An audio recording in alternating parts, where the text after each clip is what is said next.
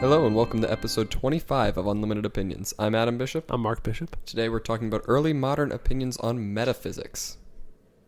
Anything else to add on that? You just stare at me blankly? No, you're introducing the episode, and I'm waiting for an opportunity to speak, and you just stop talking. Well, I mean, I figured you'd contribute something. Well, that's what they all say. And they're all wrong. Metaphysics. I like this chapter. Metaphysics, yes. I like this better. What was our last chapter? Physics. Yeah, so I like metaphysics better than physics. Yeah, I figured you would. Kind of physics has already kind of been decided in the later, I guess. Yeah. But before us. Mm-hmm. Time is very important in metaphysics, evidently. How it relates to causation and all that stuff. It's very, very important. What do you think about this chapter? I thought it was very interesting. So I think we should start talking about it. You seem very excited. It's very interesting. Well, Are you very excited about it? Yeah, I'm absolutely thrilled on the edge of my seat over here. Don't fall off. All right, starting off with the Metaphysics of Suarez. So Francisco Suarez. Is that the canal in Egypt? No, it's Suez. Suez. Yeah, that's a terrible joke. Yeah, so Francisco Suarez really... Have we been introduced to him before? Yeah, he was mentioned. Golly gee whiz. There's so many names. Yes. All right, can I start talking? You've been talking. Oh, can you... It's a conversation. I feel like it's more like I'm trying to describe something and you keep interjecting. Well, our listener gets bored if you talk too Within much. the first 2 seconds of me talking. I'm trying to keep it lively, keep it happening. Uh-huh. Go ahead. So Suarez really kind of believed that there's this single abstract concept of being. So we really don't have to define being in different terms for every different thing, but just knowing that something is a being doesn't really tell us much at all about it. Really, anything that exists is basically being. We don't have to separate, God being from like humanity being. It's all just being. So really being is kind of a useless term in Francisco Suarez's point of view. It's like a big ginormous blob. We're all part of the blob. I guess. Or the Borg. Mm-hmm. They're not, it's just everything's being. Mm-hmm. So therefore nothing's, or everything, it's like being becomes anything and everything. And it's kind of like, so what? Yeah. And it's a little, his kind of other major important point here is really this concept of individuation. And this is where he kind of differs from past philosophers. Because we saw with like Plato, he believed that things were only individualized but depending on their matter. He would say that, me and you are the same form. Isn't it you and I? We're the same form. Isn't that the proper grammar? I guess. Okay, you and I. Go ahead, start over. So you and I are basically the same person, and the only thing that differentiates us, because we have the same form as a human, the only thing that differentiates us is that we are physically different beings. We have different matter, and that is what differentiates us. And other philosophers would say, kind of the opposite, that it doesn't really matter. We can all be part of the same matter, but it's our form that differentiates us, not rather the matter. But Suarez really says, well, you need both to individualize something, to individuate something. I think he's right about that. I think he's very right. Yeah. Can keep going. That's a really weird. Okay. Because, so this distinction has to have matter and form is really what makes us individuals, not, matter or form. You need both of those to be a full individual being. Yes. And separate from other beings as your own being, and not as just part of the big being of being. Oh my God. I'm in a better mood tonight. So that's you good. are. That's good. And you're in a worse mood. I am. I don't know why. Yeah, high school's over, basically. All we got is the graduation. Yeah, so I just spent 3 hours trimming. You had to work. Oh, right. Physical labor. Welcome to the world. All right. Descartes on eternal truths. Wait, are we done with him already? Well, do you have anything else to add? No, that's it. I had to check my notes. That's it. All right. So Descartes on eternal truths. So he believed that, eternal mathematical truths, for example, are laid down by God and they are dependent on him, but distinct from his mind. So really he kind of lays down, the principles of nature. Everything functions because God made it so. But and so therefore they are dependent on him. They need him to exist, but they are separate entities. Past philosophers would say, the whole workings of nature were part of the mind of God, whereas Descartes would say, they are dependent on God. They need him to exist, but they are distinct things from God. All of nature is not just God working. Kind of like God's the watchmaker, the clockmaker. He sets the gears in motion, and then but the gears are separate from God. Yes. Because that's kind of his argument we talked about a little bit ago, a couple episodes ago, and that, why is there suffering in the world? Well, he would say, God just set about, making natural laws, the simplest, sort of laws. He's not actively controlling those things. They're just kind of dependent on him. Yeah, what do you think of that? I agree with that. I think that's a very good way of looking at it. So how do you reconcile that concept with God taking an active role occasionally? Yeah, I don't know. Oh, I think that's a question. A different conversation. Yeah, it's an interesting conversation. Yes, it is. You want to talk about it now? I don't know if it's time for in this podcast episode. All right, fine. I mean, we're going to talk about a very interesting concept that you brought up. No, I brought it up. You sure did. But I mean, I think it's an important part of this discussion. It's not part of Anthony Kenny. Now, of course, we should reference that we're talking about A New History of Western Philosophy by Anthony Kenny. Yes, that's what we're reading. We should probably give him credit for that. Each Every episode, seeing how we're basically stealing all his ideas and summary of Western philosophy, and then just commenting on it. Yes. Where was I at? I don't know. I think you were going to go into a conversation about God's active role. Yes, but you don't want to do that. No, we can. Let's talk about it. Well, I think it's important when you're talking about, the being. What if he's just setting things in motion? I mean, you're the one that brought it up. Mm-hmm. Right? Yeah. Okay. So, elaborate. What do you think? You don't have like firm thoughts on whether God, and giving it a gender. I should probably say they, because that's even more confusing as a pronoun. So, do you believe that God takes an active role in our lives? Like changing stuff, influencing things, making it rain when your crops need to be watered? No, I don't think he takes an active role in nature. I'm not What's sure. What's the difference? Well, because, it's like what I just said. Nature's all just the simple laws. God has no part in that. He doesn't control when it rains, doesn't control, when there's a drought. That's just a thing that happens. So when does he get involved? I guess it'd be something more spiritual, something more focused on the mind is when I would argue that if God ever got involved, that would be when he would get involved. It's not something How would he get physical. Involved? Whisper at you? Hey. I feel like it'd just be more of, like a calling to do, the right thing, I guess. Hey, lady, why don't you have my baby? Well, that's Gabriel, actually. Yeah. Right? Isn't it Gabriel? They came down? Michael? Gabriel? No, not Michael. He's the warrior. Yeah. Wasn't it Gabriel? It must have been Gabriel, yeah. Gosh, I'm embarrassed. I don't know that for sure. I think it was Gabriel. Yeah. So he sends his emissaries down. So you haven't worked that out yet, I guess. No, I guess not. Do you have any thoughts on that? I don't know. It's hard to really. There's the intellectual side, and then there's the almost like spiritual, emotional side. Intellectually, I think that he's more like God is more like the watchmaker, the clockmaker, sets it in motion, and once that happens, then it's up to us to work the machinery. Like we're not really cogs in the machine.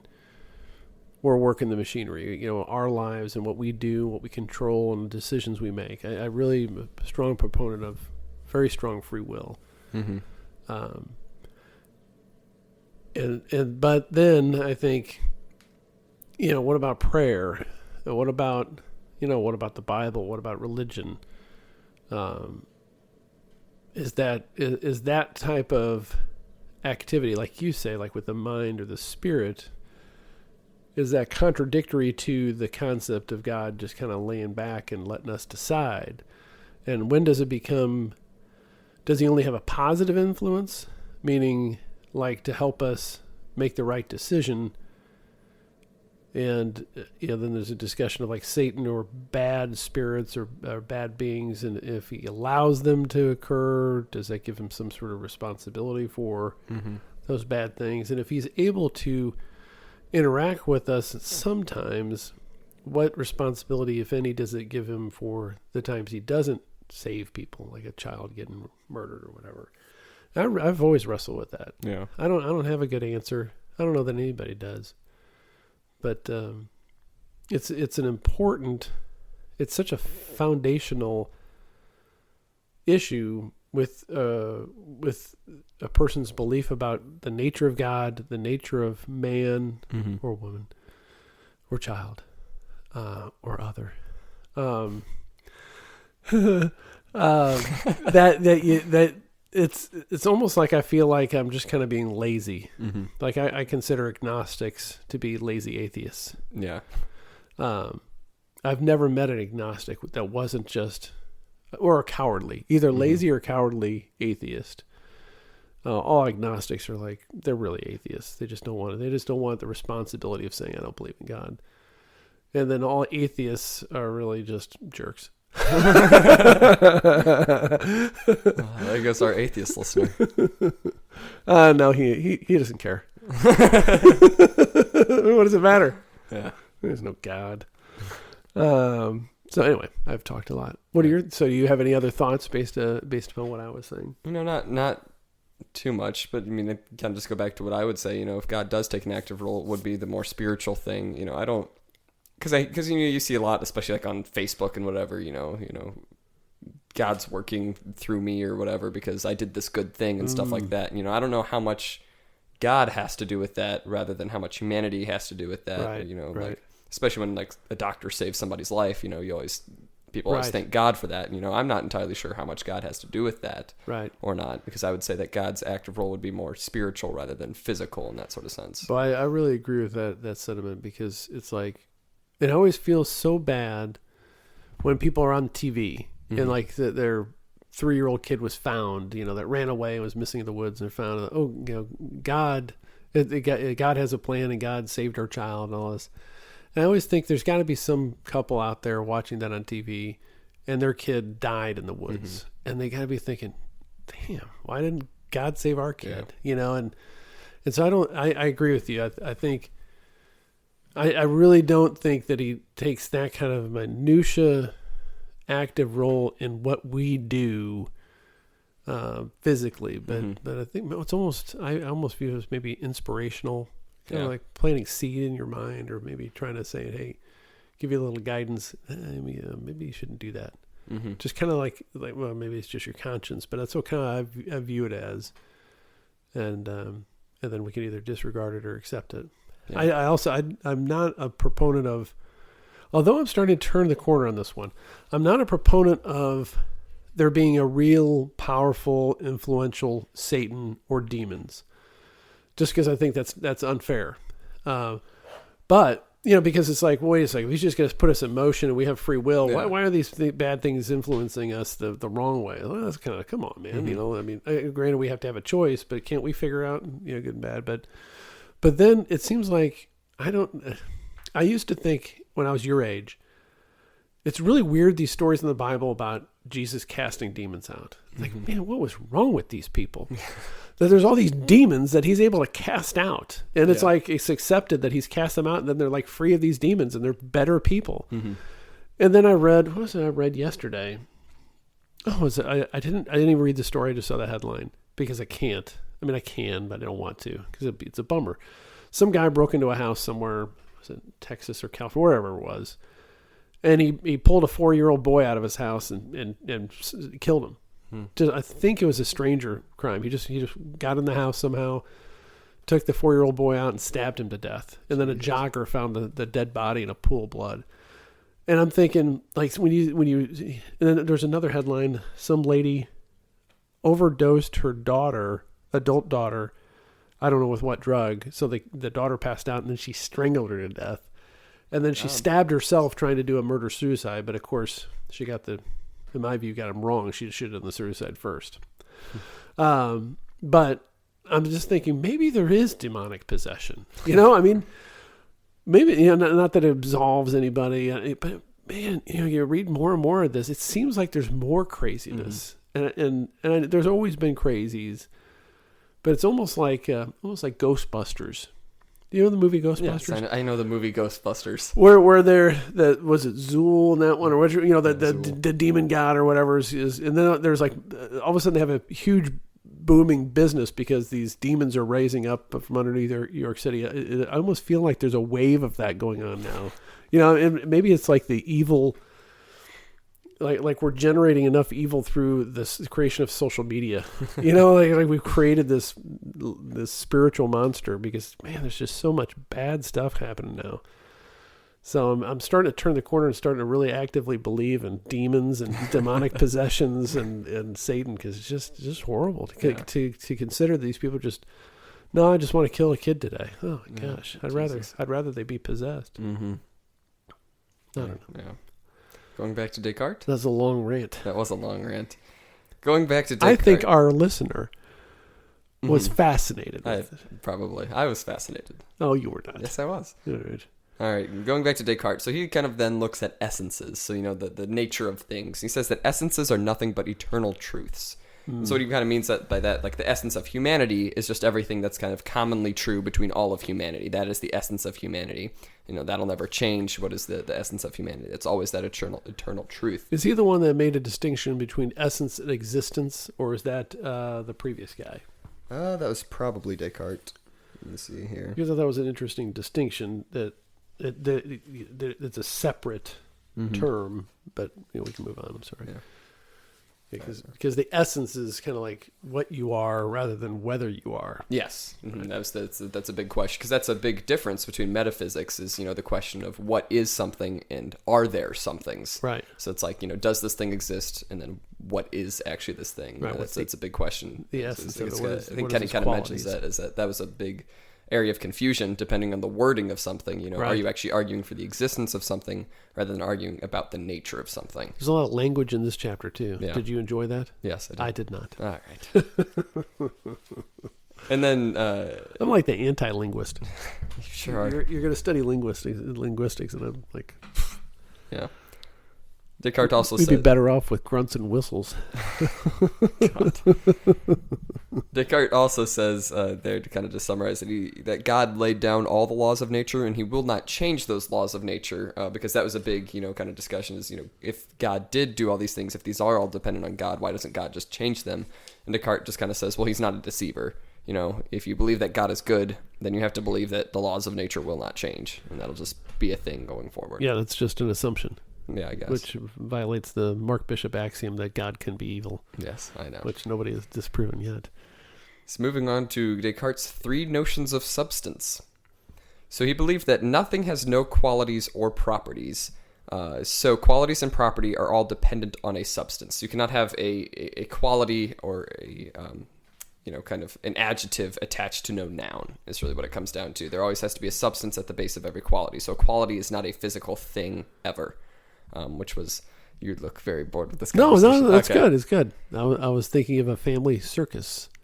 What? A cartoon from the newspaper. Oh.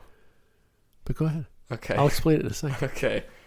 And so he really kind of believed that, there's a bunch of arguments before this, how can we find a quality, without a property without a substance? He says that's just impossible. You cannot imagine a blue nothing. You cannot imagine, a fast nothing.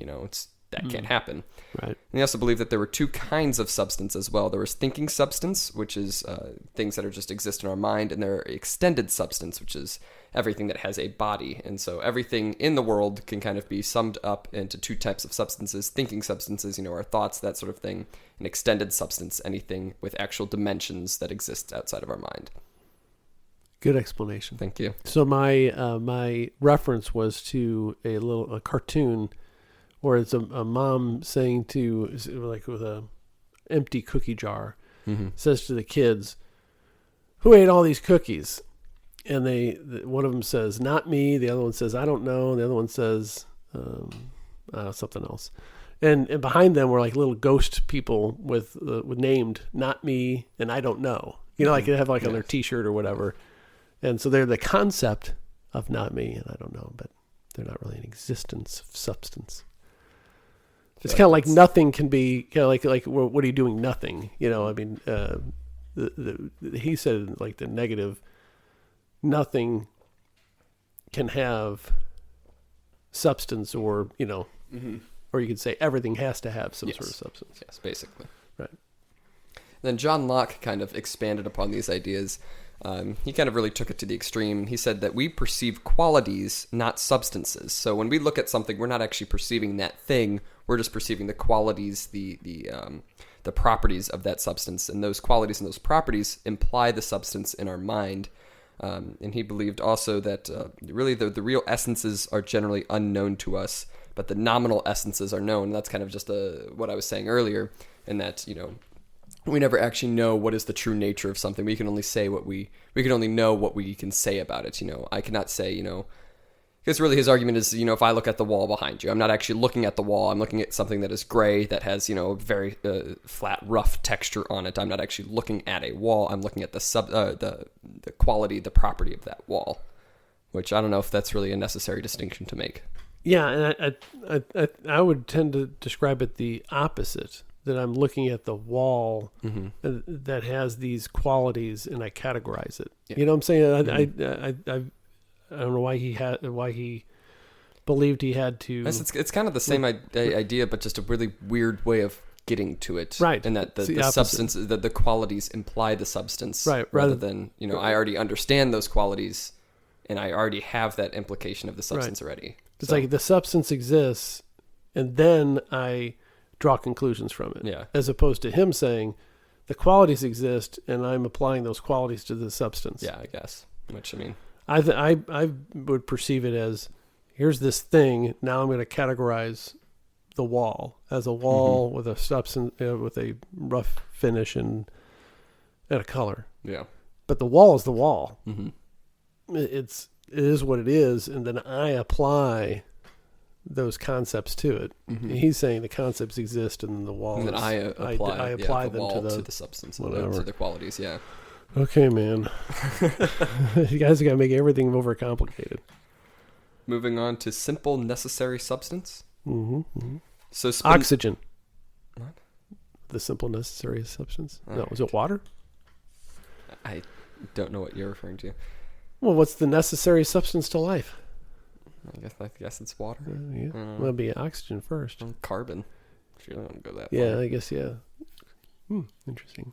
So Spinoza believed that at most there's one substance of a given kind. I almost stopped and got us a couple of scoops of Spinoza on the way here. Actually, I almost went to the store and got some Italian ice just to claim it's Spinoza. I don't know why. I just think it's so funny because it's so stupid. Spinoza sounds nothing like gelato. There's a type of ice cream that's similar to Spinoza.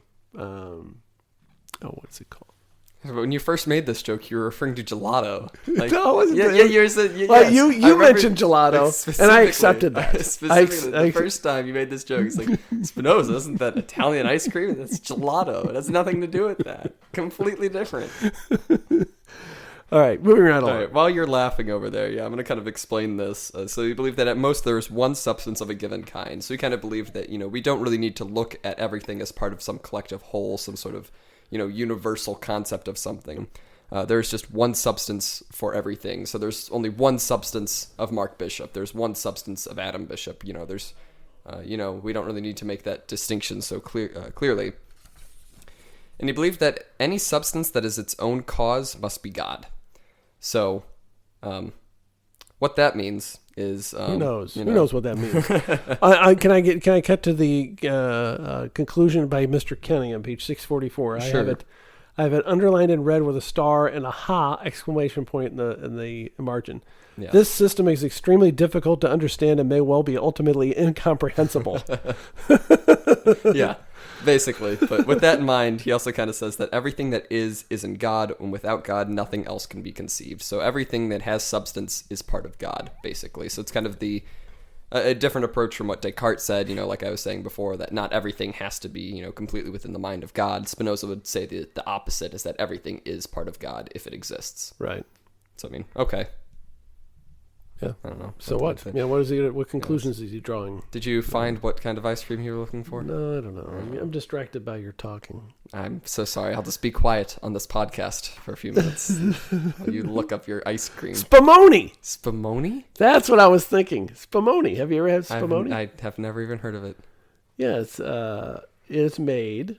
It's from ice cream, as layers of different colors and flavors, usually contain candied fruits and nuts. I mentioned that because one of them would be like cherry, has little cherries in it. It's like Neapolitan. Okay. But it's spumoni. Spumoni. From the end. Sorry for the abrupt break. We're back. He bumped the cord again. I was just talking about spumoni. I just had a 2-hour lecture on the qualities of spumoni. Yeah, you missed 2 hours of him talking about spumoni ice cream. I haven't had it in probably decades. Yeah, I know, you're just talking about it. My mom loved it, and I have to go out and get it this week. We're gonna have some tonight. I don't know if they have it. Where would they have it? Well, Schnucks, I guess. Maybe the grocery store. I have not seen it. Might have to go to the Hill. Maybe. St. Louis's famed Italian Hill neighborhood. Yes. Moving on to making room for contingency. So first of all, sounds like a really bad highbrow situation comedy. Yeah, I guess so. Well, contingency come over. We better add on to the house. Making room for contingency. Oh my God. What happened before or after him? I don't even know what you're referencing here. Well, contingency is like, cause and effect type stuff. Oh, yeah, okay. I don't know. It's off the top of my head. Yeah, I thought there was some sort of, 90s, 80s theme song that you were singing along to. No, I was not. That's just okay. Completely off the top all of my right. head. So first of all, Malebranche really deeply believed that there's this connection between cause and effect that is absolutely necessary for anything to exist. It's this very distinct connection. However, he believed that God is the only cause, and God of wills everything. Yes, that's and right. God wills all that will happen in time. So really, what it kind of boils down to is the connection between cause and effect is really just the God, basically, is what he would boil everything down to. We can't do anything of our own free will. Basically, everything is moved by God. Everything is controlled by God, essentially. Which I wonder if they really believe that. I don't know. I think we've talked about this before. Like, kind of like if you hold up your hand and you move your finger, like where's the connection between your thought of moving the finger and your actually moving of the finger?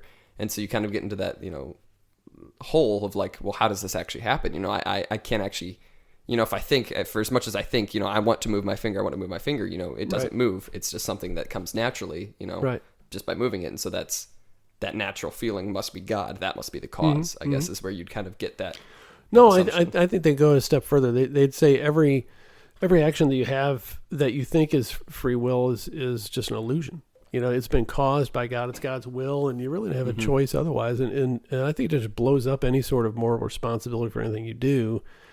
I've never heard anybody that can get around that, because if you're already preordained to do it, you didn't have a choice. And so why even try to do something good? Then why do we punish people for committing crimes like the guy that kills a 4-year-old? I mean, it was preordained. It was God's will. There's a lot of that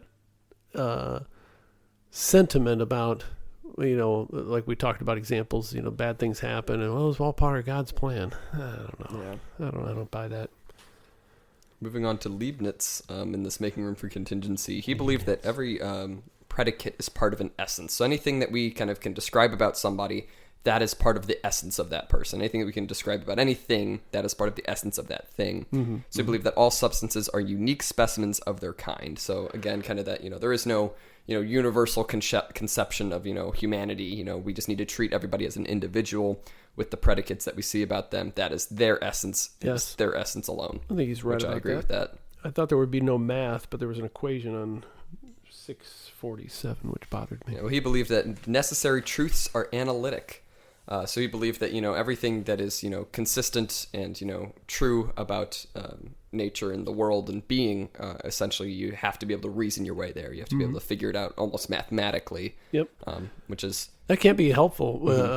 And when you study, if you take a class in formal logic, where you basically kind of reduce arguments into a formula, so you say if this then that, then if this then this, and then therefore that then this, and it's very helpful organizing your thoughts and I don't use the symbols anymore, but I use the same concepts that I learned back when I was 19 years old. I use it almost on a daily basis, and it's surprising how many people, trained lawyers, can't make logical arguments, and are completely befuddled when as a counter argument you say, well, you said if A then B and B then C, then A, then if you have A then you must have C, and they don't understand, and they're like, wait, that doesn't make sense. I'm like, yeah, no, it makes complete sense. You just The logic flows. If this, then that, and if that, then this. Then Well, That's actually what kind of Leibniz is talking about with Right. that example with the math problem. He says, like, Right. well, we just know that 2 plus 2 is equal to 1 plus 3. That's kind of just, inherent thing that we kind of understand through this analytical reasoning that we've had Correct. for years. Right. He kind of says, well, that's what these necessary truths should be for us. They should be as natural to us as 2 plus 2 equals 1 plus 3. Right. We should be able to reason through that almost instantly if we have this good understanding of analysis, I basically. agree with some of that. Mm-hmm. It's in short supply nowadays. Berkeley's idealism. Berkeley's Comes to the idealism. next one. Interesting, Cat. Yes. Strange. Yeah. So he believed that matter was fantasized in order to be the basis of our ideas. Mm-hmm. So basically, he puts very, very strong emphasis on our own thoughts, on our conceptions of things. And really, the only reason we have matter at all is because we thought of it. Right. And we Right. don't, it doesn't really exist at all because it doesn't really need to. I don't need to prove that matter exists. It's only there to be the basis of our ideas. Right. Because if I can think about something, then, I don't need anything else. And then he goes a step further that everything is just in the mind of God. Mm-hmm. So I didn't even write a whole lot of comments on that section because it's like, okay. Yeah, well, I kind of also wrote down that ideas are things we think with, not what we think about. So it kind of makes this distinction. Yeah. If I'm, thinking about something, I'm not really thinking, I'm not really thinking about that thing directly. I'm thinking about my conception of that. I'm thinking, I'm using my preconceived idea to further my understanding of that thing. There's some truth to that. I think so. Yes. And he also believed that a material substance is a collection of sensible ideas of various senses treated as a unit by the mind. So what that kind of means is that, anything I look at, I'm basically, I'm looking at my idea of that thing that I've collected, over time, as I kind of experience the world, I collect, sense perceptions of these different things. And so anything that exists is just a collection of those, sense perceptions that I already have and I'm applying to that thing. I think these idealists remind me more of psychology. Really? Yeah, because they're just trying to articulate how we perceive things as opposed to what the things are or how they exist. Yeah. Which I think this is helpful only in that sense, because otherwise I think it just kind of reduces it to these absurd concepts that have no practical effect. Moving on to Hume on causation. Hume. So he kind of set this distinction that cause... Hume? Hume? Who? You? Me. He believed that cause is not an agent but an event. And this was a very important distinction for him to make because, in years past, causation was really a thing of, it's kind of an intent. A cause would be an intent to do something. But here he's saying a cause is an event. It's an event that leads to an effect. It's not some sort of intent to do something. It's not the will of something to happen. Cause has to actually take place for the effect to take place as well. Mm-hmm. And he believed that every effect has a cause, but not every event must be caused. And really what he's talking about there is really kind of God, essentially. God in the creation of the world. Because, for those events to have happened, for God to have existed, there can't be a cause for that. God just has to have always existed. God is that, eternal event that has no beginning. I wonder if you could apply that to other things. Yeah, I don't know. I tried to think of examples for an event without a cause, Right. but I don't know if I can. And I don't think I could think of one. Certainly not an event, because an event is action. But an existence without a cause, something that exists without a cause, which implies an event, which is a creation of that thing. But I guess in some ways, it's not necessarily necessary to have had a cause for things to exist. What do you mean? Well, there's an argument about the world had to have a beginning and a creator because it had to come into being at some point, so something had to create it. Well, I don't know that's necessarily true. Can it just be in being? Can it just be and have not been and then been without something external creating it? I mean, that's the argument. The argument is, of course, it can't come into being unless something acted to create it. Yeah. But I don't know that you have to. I mean, why do you have to have something that created the universe? I guess kind of the argument, the scientific argument was to be that, everything is constantly moving towards, stand still, essentially. Entropy, isn't that the word that I'm looking for? I guess. I think so. Where there's no temperature, everything's at 0 Kelvin. The natural order of the universe is to reach a point of no motion. Everything slows down eventually over billions of years or whatever. And so if everything's continuously slowing down, there has to be a point where it started with all of those things and then declined. I don't think that they've established that everything's slowing down. Really? Yeah. Oh. I think some galaxies are accelerating away from us. Yeah, for right now, but eventually, because it's for right now. Well, even if it's just for right now, how can anything increase its speed then? Well, I don't know. So, I'm not a physicist. Yeah, I guess it's simpler. Concept. Everything wants to reach an equilibrium. If Why? you have a hot thing in a cold room, they both want to cancel out. They don't want to do anything. Well, they will. They will. Not necessarily. Yes, they will. If you have a hot thing in a cold room, the hot thing heats up the cold, and the cold thing cools down the hot. Unless there's enough energy in the hot to make everything hot. Oh yeah. And then the cold is not cold as hot. It didn't reach equilibrium. The hot thing heated everything. Yes, but energy can't last in that thing forever. Why not? Because that's not how things work. Oh, okay. I think I did a terrible job arguing this point. I don't know that you're doing any better than I am. Yeah. But I just was thinking that when I was reading this, it was kind of interesting to me that the concept that you could have something come into existence without a cause. Mm-hmm. And then I thought, well, why can't you? I mean, I can't think of anything that can come from nothing. Can you make something with nothing? I can't. Yeah, exactly. But just because I can't do it doesn't mean it can't happen. A lot of things I can't do that happen. All right, fair enough, I guess. It was kind of a bizarre thought. Yeah. And it doesn't make any sense to me that it could happen. But then I was thinking, well, what keeps it? What keeps something from coming into being without something causing it to being? Yes, some external cause. Everything we know about physics, probably. I mean, well, what? Well, has there ever been a circumstance where something has happened without something causing it? I don't know. Exactly. I don't know all of the things. Well, I don't. I feel like if something could happen without something causing it, that would be a more regular occurrence. Well, maybe it is. It's just far away. I don't know. Maybe it's some other galaxy. Boop. There's another Earth. I don't know. I guess. Could be. I guess. I don't know. It doesn't make any logical sense. But then on the other hand, I don't know that it can't be the way it is. I mean, the universe could have just, boop, there it is. I guess. Maybe. I don't know. How did it happen? I don't know. Interesting. Yes. All right. So the response of Kant. Oh, I guess I should touch on Hume's. I'm going to interrupt you one more time. When you go off to college, I want you to steer clear of all sorts of bad things. But I think that by the time we're done with this book, or certainly when you're going off to college, you'll be well armed to really confuse the hell out of anybody that you meet that is really stoned. And you just hang out with them and then be like, man, that guy's cool.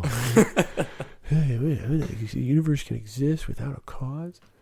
Yeah, I guess so. I don't know. Yeah. So Hume's three major points. He believed that cause and effect must be contiguous in space and time. Second, the cause must be prior to the effect.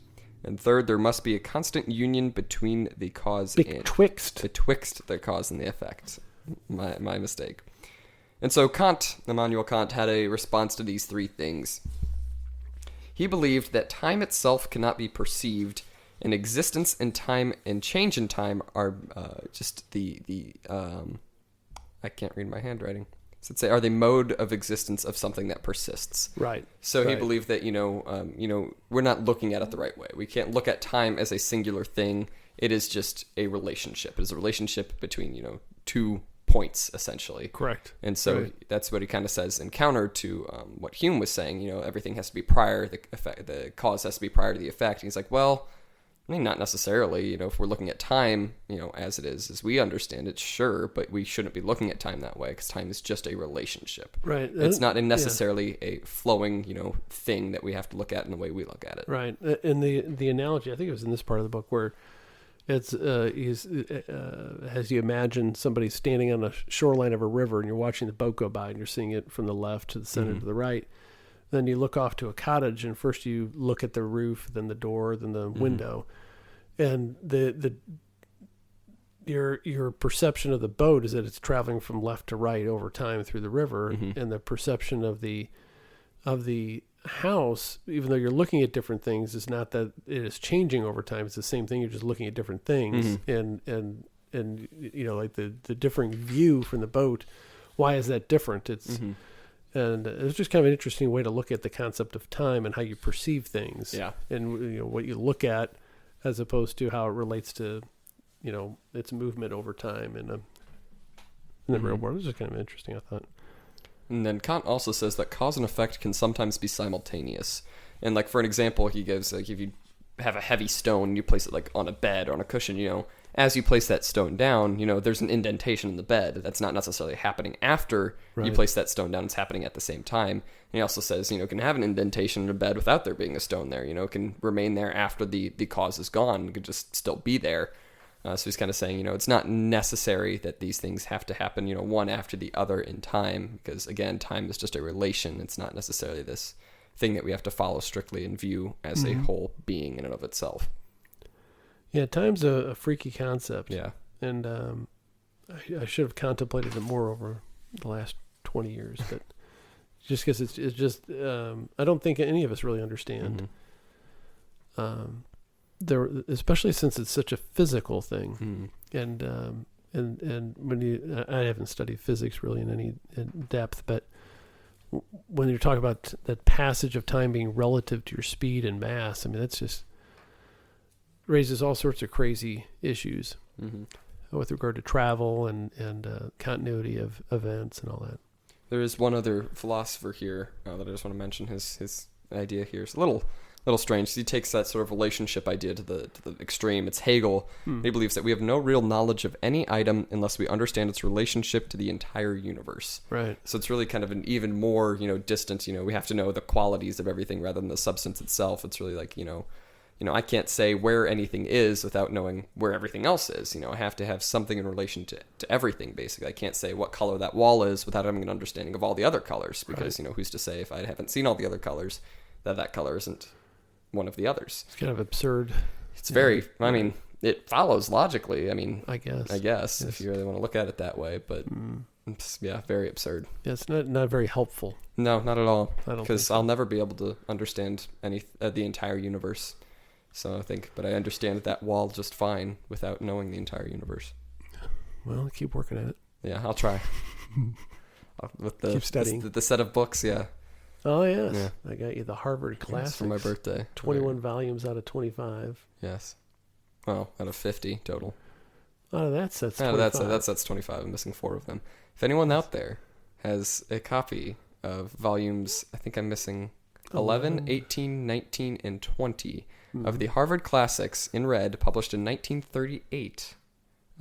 Red binding, yes. Yes, red binding. You could tell me on Twitter at capital U, lowercase LMTD, capital O, lowercase PINIONS, Omted Opinions. I think our T-shirt design for our winner of our Twitter, which we still don't have one, by the way. I like I thought of this when I was writing it in my book. In my philosophy classes, when I really got bored, I'd doodle or whatever, and I would put the word Gnai Rob. Boring. Yeah, boring backwards. But then you have on the B, you gotta do a little curly Q with an arrow going from right to left, so you know to read it the other way. Yeah. And I think that design would be an appropriate logo for this podcast. Yeah, I think so. Because I'm sure it bores the heck out of a lot of people. So what are your thoughts about metaphysics from these guys? I think it's a very, very interesting topic. Was it enlightening?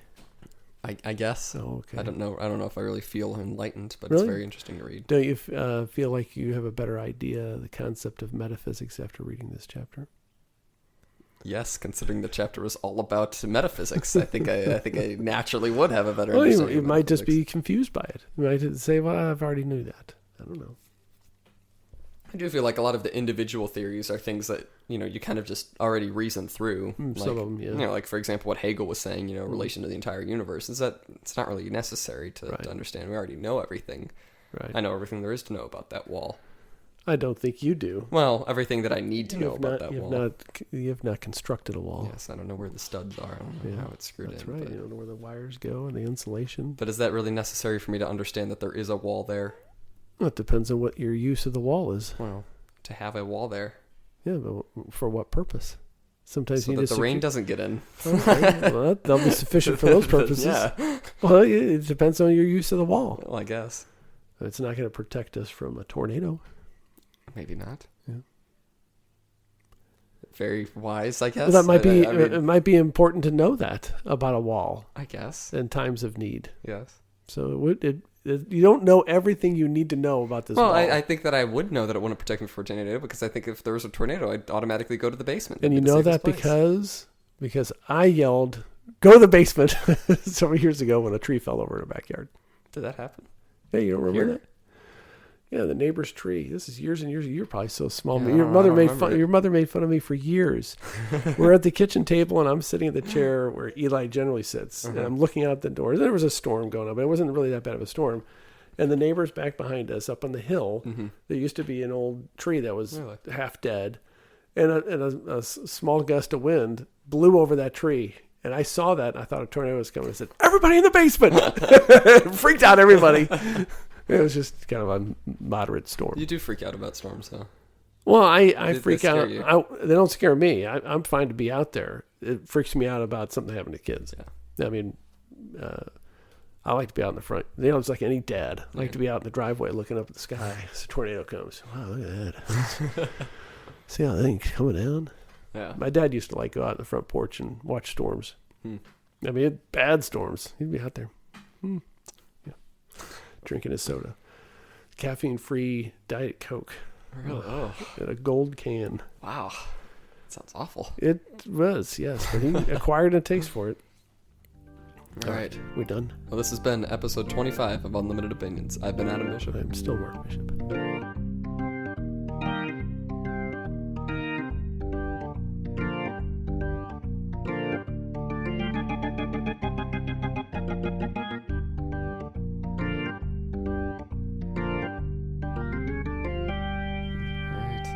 Through the passage of time.